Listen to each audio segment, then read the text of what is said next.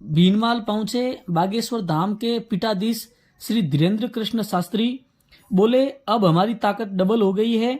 नीलकंठ महादेव मंदिर के गर्भगृह में की पूजा। जालौर के भीनमाल में प्रसिद्ध नीलकंठ महादेव मंदिर की प्रथम वर्षगांठ पर बुधवार को बागेश्वर धाम के पंडित धीरेन्द्र कृष्ण शास्त्री शाम 6 बजे भीनमाल पहुंचे और रामकथा महोत्सव में भाग लिया।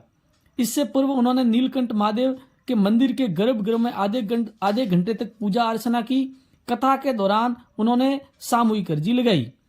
इस दौरान लोगों को संबोधित करते हुए पंडित धीरेन्द्र कृष्ण शास्त्री ने कहा कि ध्यान से ज्ञान की यात्रा करनी चाहिए और शव से शिव की यात्रा करनी चाहिए। भीनमाल नगरी भी कम नहीं है। यह महाकवि माघ की धरती है। इसी धरती पर 1400 वर्ष पूर्व नीलकंठ महादेव मंदिर की स्थापना की गई थी। उन्होंने कहा कि भगवान सिर्फ भाव के भूखे होते हैं। उन्होंने जनसभा को संबोधित करते हुए कहा कि इस कथा को सिर्फ सुनने से आपके जीवन का कल्याण नहीं होगा, बल्कि राम कथा को जीवन में उतारने की आवश्यकता है।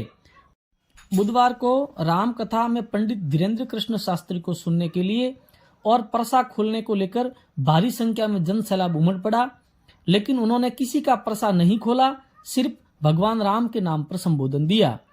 वहीं नीलकंठ महादेव मंदिर में आज से शुरू हुई राम कथा में कुमार विश्वास ने कहा कि भीनमाल देवों की नगरी है। भीनमाल का जिक्र सभी के बचपन में जरूर होता है, क्योंकि हमने किताबों में महाकवि माघ के बारे में जरूर पढ़ा है। इसलिए भीनमाल ऐतिहासिक नगरी है।